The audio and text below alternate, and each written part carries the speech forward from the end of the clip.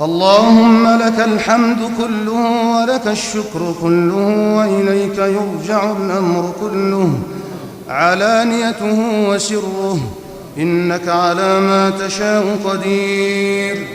اللهم صل وسلم وبارك على نبينا محمد في الأولين، وصل وسلم وبارك على نبينا محمد في الآخرين، وصل وسلم وبارك على نبينا محمد في كل وقت وحين. اللهم اهدنا فيمن هديت، وعافنا فيمن عافيت، وتولنا فيمن توليت، وبارك لنا فيما أعطيت، وقنا واصرف عنا شر ما قضيت. اللهم طهرنا من الخطايا والذنوب، وتب علينا يا مولانا لنتوب، وتب علينا يا مولانا لنتوب. نفر من ذنوبنا وخطايانا إليك فجد علينا، نفر إليك من الذنوب والمعاصي والخطايا فتب علينا، نفر إليك من الذنوب والخطايا والمعاصي فتب علينا. سبحانك يا من تسمع من لجأ إليك، سبحانك يا من تخلص من الظلم من لجأ إليك، سبحانك يا من تكفي من توكل عليك، سبحانك يا من تكفي من توكل عليك.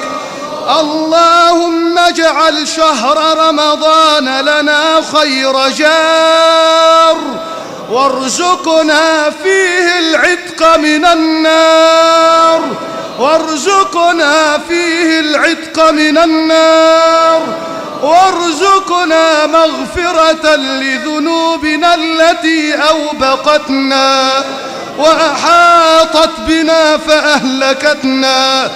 اللهم أنزل رحمة من عندك على إخواننا المضطهدين في العراق، اللهم أنزل رحمة من عندك على إخواننا المستضعفين في سوريا وفي فلسطين.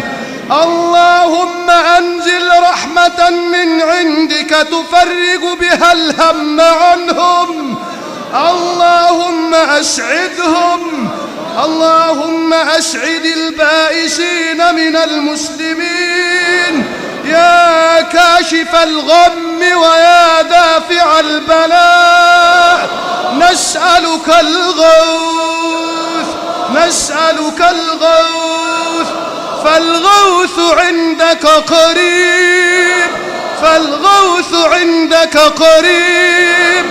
بلطفك يا ربنا في هذا الشهر أدركنا، ومن ذنوبنا اغفر لنا وتب علينا، ومن شرور أنفسنا سلمنا. يا من تسمع الآن كلامنا، يا من تجيب الدعاء، يا من تنزل القطر من السماء، افتح لدعائنا أبواب السماء. آمين. وصل اللهم وسلم وبارك على نبينا محمد، والحمد لله رب العالمين.